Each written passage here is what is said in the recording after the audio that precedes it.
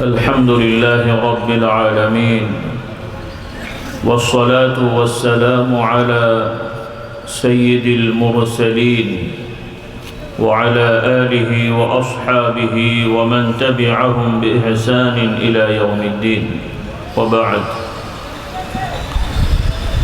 যাবতীয় সকল প্রশংসা মহান আল্লাহ তাআলার, যিনি সকল জগৎসমূহের প্রতিপালক।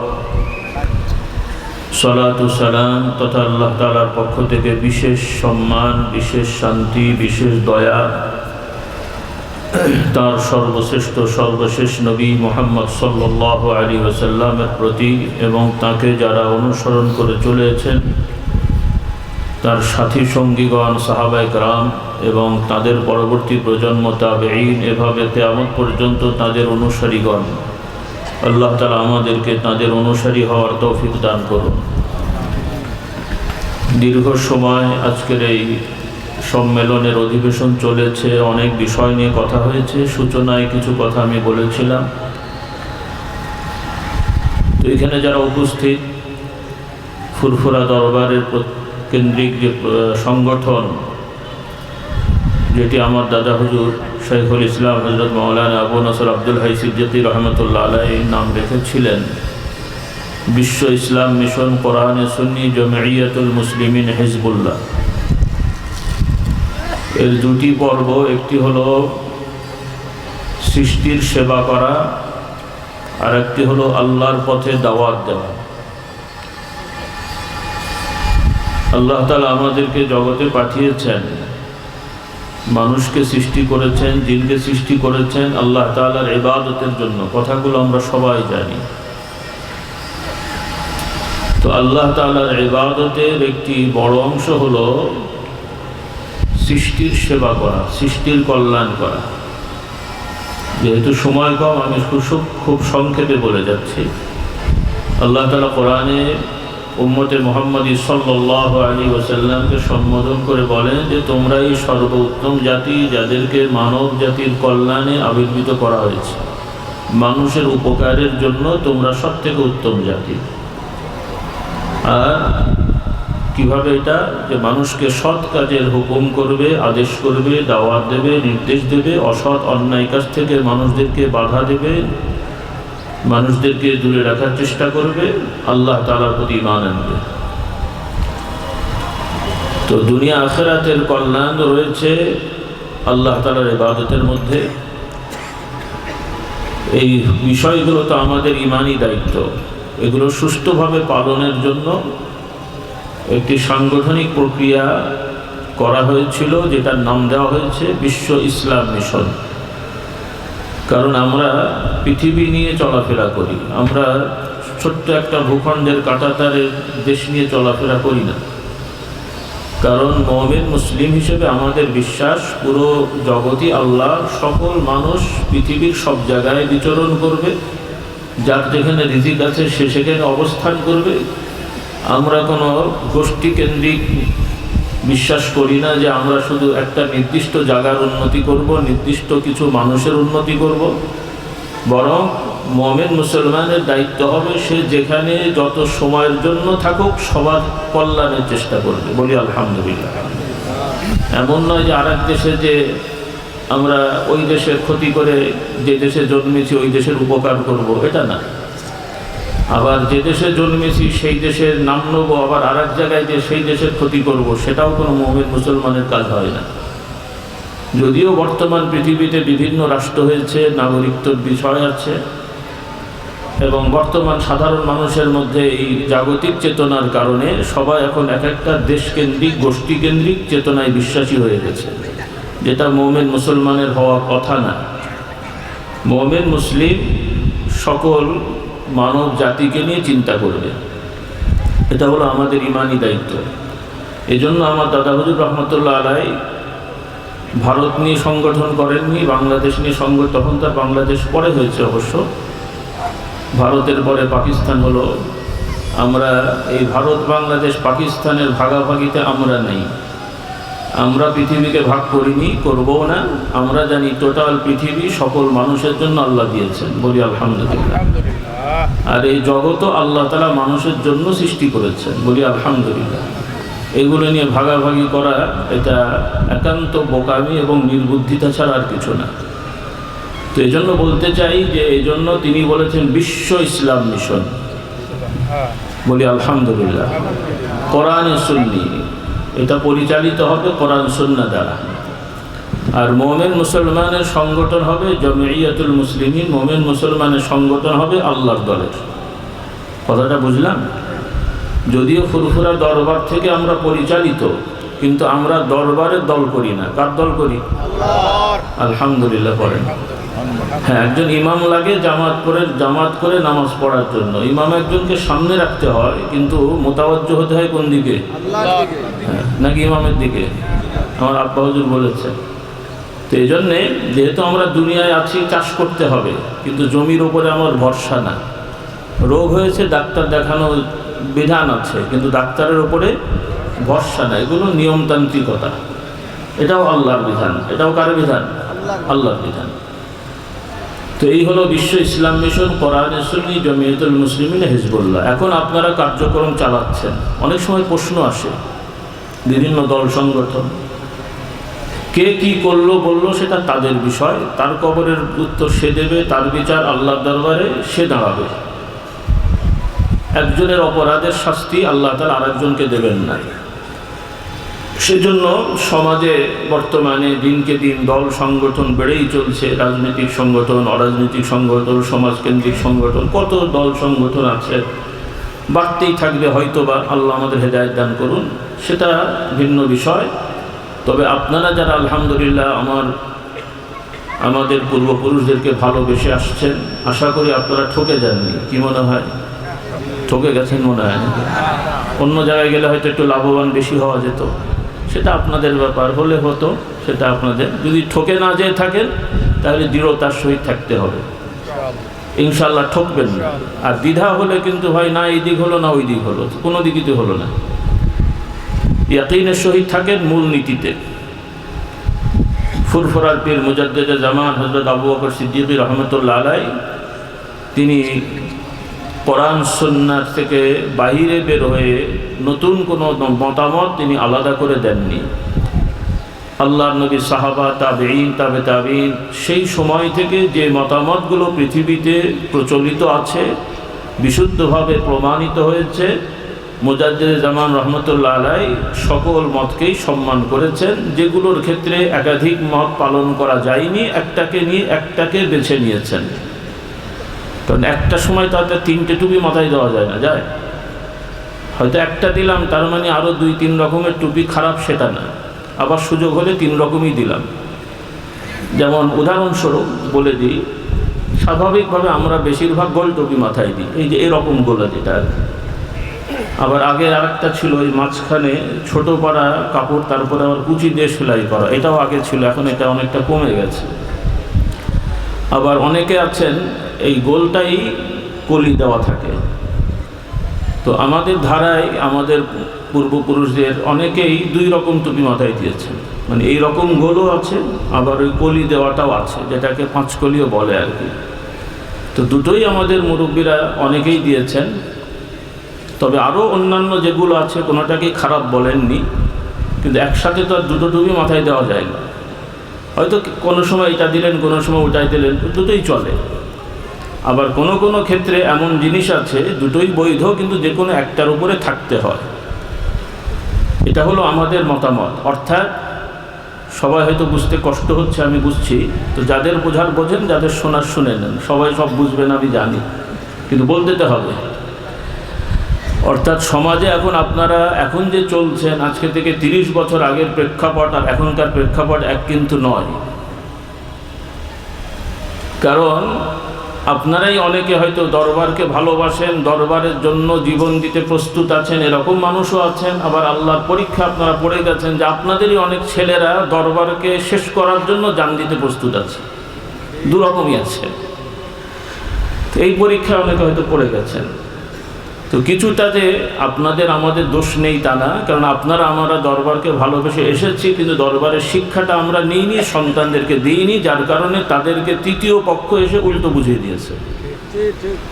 এজন্য আপনাদের কাছে অনুরোধ, যদি আপনারা বুঝে থাকেন যে না ফুরফুরা দরবার এসে আমরা ঠকিনি, তাহলে আপনাদের সন্তানরাও যেন ঠকে না যায় সেই চিন্তা করেন। কারণ যেটা আমি দেখতে পাচ্ছি, ইসলামের নামে বহু দল সংগঠন বাংলাদেশ, ভারত, পাকিস্তান সহ পৃথিবীতে হচ্ছে, এবং উল্লেখযোগ্য সংগঠনগুলো বিভ্রান্তির মধ্যে আছে এবং বিভ্রান্তির দিকে মানুষকে ডাকছে। বিভ্রান্তি বোঝার জন্য এতটুকুই যথেষ্ট, যখন কোনো দল সংগঠন বলবে আমরাই একমাত্র ইসলাম প্রচার করছি, আমাদেরটাই একমাত্র হক, আর কেউ হক নেই, বুঝতে হবে এটাই বাতিল। কারণ নতুন করে আর কোনো নবী আসেনি, কোনো দলের প্রতিষ্ঠাতাও নবী না, কোনো দলের আমিরও নবী না, কোনো দলের সংগঠকও নবী না। নবী হলেন মুহাম্মদুর রাসূলুল্লাহ। কাদের সুবিধার্থে দল সংগঠন থাকতে পারে, কিন্তু আমাদের বলতে হবে যে আমরা একে অপরের সহযোগী, কেউ কারো বিরোধী না, কেউ কারো প্রতিপক্ষ না। এই মানসিকতা যার থাকবে, বুঝতে হবে যে সে দ্বীনের কাজ করতে চায়। আর যে মনে করবে যে কেউ থাকবে না আমরাই থাকবো, বুঝতে হবে যে সে মুমিন মুসলমানদের মধ্যে বিভক্তি করে তার ব্যক্তিগত বা গোষ্ঠীগত অথবা তৃতীয় কারো স্বার্থ বাস্তবায়ন করতে চায়। সেজন্য আপনাদের অনুরোধ করব, আপনাদের সাথে কেউ ঝগড়া করলে আপনারা ঝগড়া করবেন না, তবে নিয়মতান্ত্রিকভাবে তাদের মোকাবেলা করবেন। সেজন্য আপনারা শিখে নেবেন কথাগুলো। আর এজন্য আপনাদের কাছে আলহামদুলিল্লাহ আমরা চেষ্টা করেছি যে আমরা কি কাজ করব, কিভাবে করব, সব বিষয়ে একদম লিখিতভাবে সব সাজানো আছে, বলি আলহামদুলিল্লাহ। আমরা কি ঈমান আকীদা পোষণ করব, আগে মানে কিতাবাদি তো আগেও ছিল, কিন্তু সর্বসাধারণের জন্য বই পুস্তক ছিল না। মাদ্রাসার কিতাব আছে, যারা মাদ্রাসায় পড়ে, কিন্তু সাধারণ মানুষের কাছে এগুলো ছিল না। তো আলহামদুলিল্লাহ আহলুল সুন্নাতুল জামাত, অর্থাৎ আল্লাহ নবীর পরে সাহাবা, তাবিঈন, তাবে তাবিঈন, আইম্মায়ে মুজতাহিদিন, আবু হানিফা, মালিক, শাফি, আহমদ ইবনে হাম্বল রাহিমাহুল্লাহ, বুখারী, মুসলিম, তিরমিজি, এই সকল ইমামরা যে ঈমান আকীদার উপরে ছিলেন, আলহামদুলিল্লাহ আমরা সেই ঈমান আকীদার উপরে আছি, থাকব। তবে সেই ঈমান আকীদাগুলো কি সাধারণের কাছে স্পষ্ট না, আবার যারা মাদ্রাসায় পড়েন তাদের কাছে অনেকের স্পষ্ট না, কারণ সেভাবে তারা বই পুস্তকগুলো পড়তে চান না। এজন্য আপনাদের অনুরোধ করব, প্রত্যেকেই আমাদের সংকলিত ইসলামী আকীদা শিক্ষা বইটা নিজেরাও পড়বেন, এবং প্রত্যেকের নিজেদের ছেলে মেয়েদের জন্য আপনারা কিনে নিয়ে যেয়ে তাদেরকে দেবেন। আপনার 2-3টে ছেলে মেয়ে পড়াশোনা করে, 3জনের কি 1 সেট বই থাকে না 3 সেট বই থাকে? নাকি ওই বড়টার 1-এর বই রেখে দেন, ছোটটাকে দেন, এরকম কজন আছেন ভাই? ওগুলো থাকে না সাধারণত, বা ওগুলো সেভাবে যত্ন করা যায় না। এই জন্যেই আপনার যতগুলো ছেলে মেয়ে আছে, যখন তার পড়ার বয়স হবে, তার লেভেল অনুযায়ী 7, 8, 9, 10-এ যখন চলে যাচ্ছে, ছেলে হোক মেয়ে হোক, প্রত্যেককেই ইসলামী আকীদা শিক্ষা বই দেবেন। ওজিফা নামাজ শিক্ষা বইটা আপনার পক্ষ থেকে দেবেন, তাদেরকে পড়াবেন। আর এছাড়াও আপনাদের তো বলা হয়েছে, মুবাল্লিগিন ভাইরা ছাড়াও যারা মুহাব্বত করেন, যে যেই এলাকায় আছে, অন্তত চেষ্টা করেন এক একটা এলাকা কেন্দ্রিক। এখন এক একটা ওয়ার্ডে 5-7-10টা মসজিদ আছে, কোনো গ্রামে 7-8টা মসজিদ আছে, সব মসজিদে সম্ভব হবে না। অন্তত প্রতি গ্রামের একটা করে মসজিদ আপনারা চেষ্টা করেন অনুমতি নেওয়ার, যে ওই মসজিদে নিয়মিত জিকিরের তালিম হবে। দরকার আছে না নেই? ব্যক্তিগত আমল সেটা অনেক বেশি হতে পারে, ব্যক্তিগত যার যেমন হবে। আপনার ইচ্ছা হয়েছে আপনি 1000 বার দরুদ শরীফ পড়বেন, তো মসজিদে সাধারণ মানুষকে নিয়ে তো আর 1000 বার দরুদ শরীফ পড়া সম্ভব না, সেখানে সংক্ষেপ করতে হবে। আপনার ইচ্ছা হয়েছে আপনি 50,000 বার কলেমা শরীফ পড়বেন, মসজিদের তালিমি মাহফিলে তো সেটা সম্ভব না, সেখানে একটা লিমিটেশন আছে। সেজন্য ব্যক্তিগত আমল যার যার সেটা থাকবে। ব্যক্তিগত অনেক পীর মাশায়েখও থাকতে পারে, দরবারের ভেতরেও থাকতে পারে, অন্য দরবারেও থাকতে পারে, কারণ আমরা এগুলোতে বিশ্বাস করি। কারণ আল্লাহওয়ালাদের মধ্যে ঝগড়া নেই, আছে। যারা আল্লাহওয়ালা হয়, এক আল্লাহর ওলির সাথে আর এক আল্লাহর ওলির কখনো কোনো ঝগড়া হতে পারে না, যদি আল্লাহর ওলি হয়। আর যদি স্বার্থবাদী হয় তাহলে তো সে হবেই। কোনো নবীর সাথে কোনো ঝগড়া ছিল নাকি? এজন্য একাধিক পীর একজনের হতে পারে, যদি সে পীরের মতন পীর হয় সেটা হতে পারে, কিন্তু ভণ্ড পীর হলে একজনের কাছে থাকাও বিপদ আছে। তো সেজন্য ব্যক্তিগত ওজিফা আলাদা, তালিমের অর্থাৎ সামাজিকভাবে যেই তালিম চলবে সেটা জিনিসটা আলাদা, এটা আপনাদেরকে খেয়াল রাখতে হবে। সেজন্য আমরা যে নেশাব করে দিয়েছি সুন্নত ভিত্তিক তালিম, ইস্তেগফার, সূরা ফাতিহা, ইখলাস, দরুদ শরীফ, কলেমা শরীফ, তাসবিহ, তাহলিল, তওবার ফয়েজ, রহমতের ফয়েজ ইত্যাদি আমল আধা ঘন্টা 20 মিনিট 1 ঘন্টা আপনারা মজলিসে করবেন। এর সাথে কোরআন থেকে কিছু আলোচনা, হাদিস থেকে কিছু আলোচনা, মাসলা মাসাইল কিতাবের মধ্যে সীমাবদ্ধ থাকেন। এর বাইরে গেলে কি বলতে কি বলবেন, বিতর্ক হবে, ঝামেলা কম করেন। যারা উলামা একরাম তাদের কথা ভিন্ন। এই বিষয়টা যেহেতু মুবাল্লিগ আর আলেম এক জিনিস না, আলেমরাও মুবাল্লিগ হতে পারেন, কিন্তু সব মুবাল্লিগ আলেম হতে হবে এটা শর্ত না। মুবাল্লিগের কাজ হলো পৌঁছে দেয়া, তিনি আলাদা করে স্বতন্ত্র কিছু সাজিয়ে বলা দায়িত্ব তার না। আমরা যা বলবো, যা করতে বলবো, যা শেখাবো সেটা আরেকজনকে পৌঁছে দেবেন। এটার জন্য কি MA পাস করা দরকার, টাইটেল পাস দরকার, PhD দরকার? এটা অনেকে বুঝতে ভুল করেন। অনেকে মনে করেন সাধারণ মানুষ মুবাল্লিগ হয় কেমন করে। তো মুবাল্লিগের কাজ তো ওয়াজ নসিহত করা না বা শিক্ষা দেয়া না, তিনি পৌঁছে দেবেন। এজন্য এই বিষয়টা আমরা খেয়াল রাখবো।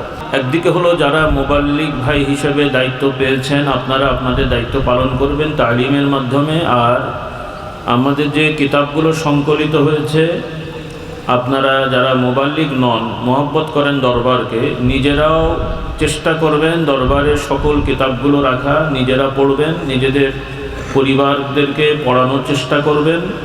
এবং যার যতটুকু সামর্থ্য আছে ব্যক্তিগত উদ্যোগে 2-3 জন একসাথে হয়ে কিছু ফান্ড করে এই কিতাবগুলো কিনবেন। এবং মনে করেন আপনি 10 জনকে বিলি করলেন, আরেকজন 20 জনকে বিলি করলেন। বিশেষ করে যুবক শ্রেণী যারা আছে, আপনারা স্কুল কলেজের ছাত্রদের বিষয়ে সচেতন হন। নিজেদের ছেলেরা তো বটেই, আপনার এলাকার যে সকল ছেলেমেয়েরা স্কুল কলেজে পড়ে, 9, 10, 11, 12 ডিগ্রি, অনার্স, মাস্টার্সে আছে, এইভাবে আপনার আত্মীয় স্বজনের কাছে কিতাবগুলো দেবেন।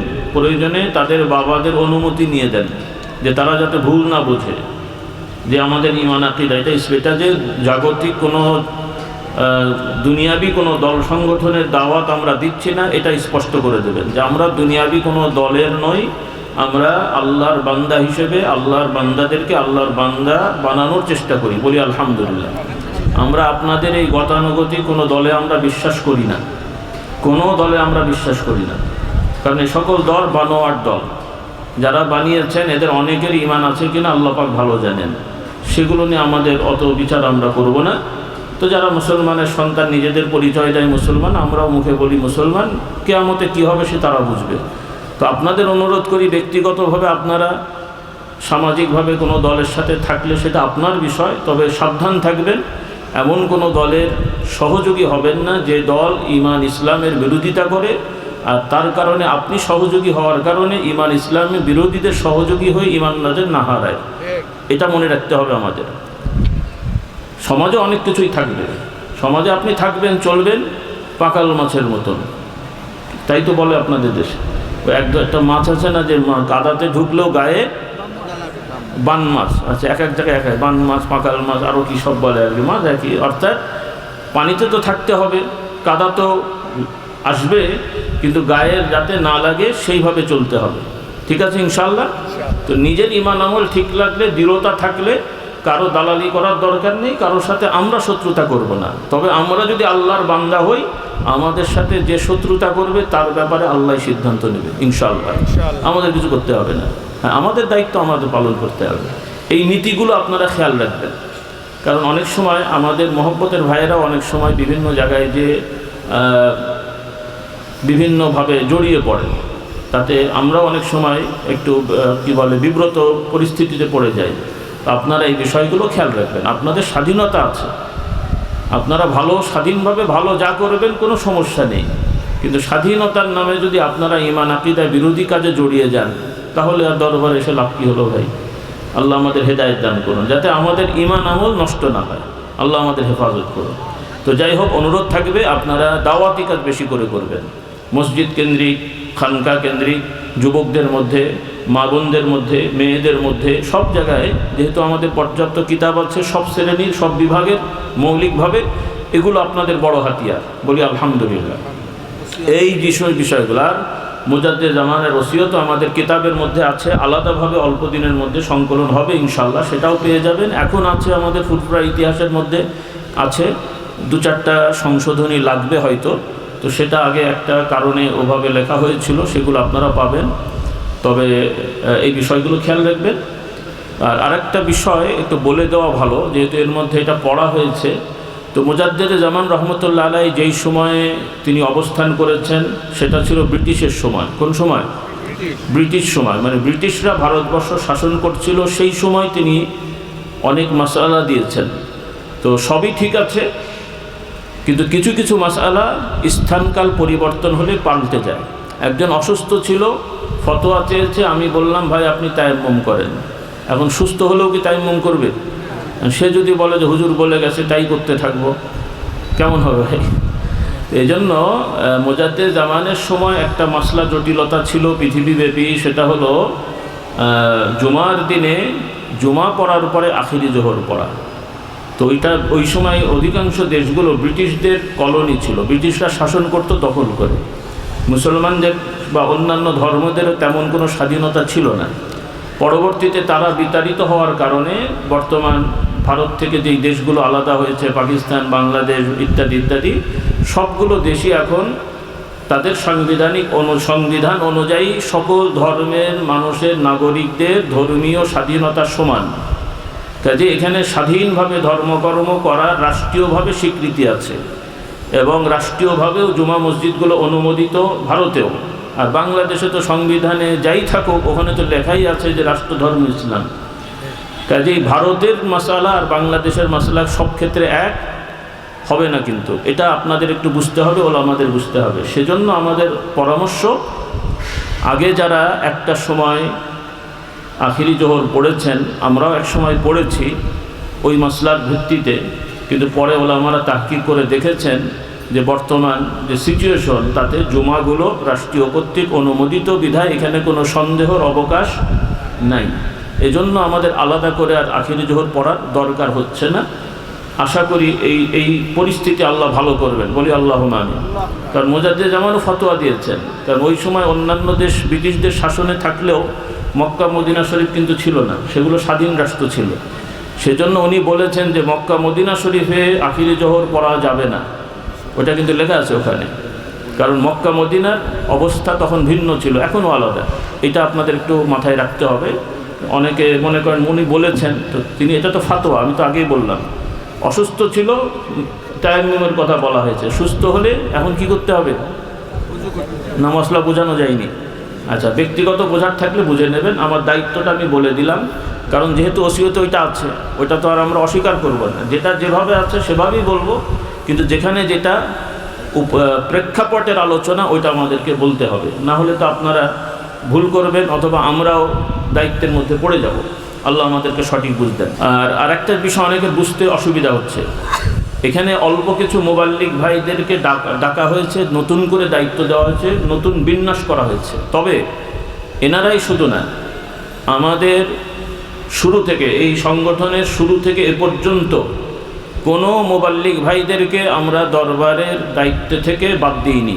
যারা যেভাবে আগে থেকে আছেন সবাই তাদের স্থানে আছেন, বরং তাদের কাজের সুবিধার্থে যোগ করে দেওয়া হয়েছে। কি করা হয়েছে? আবার বলেন।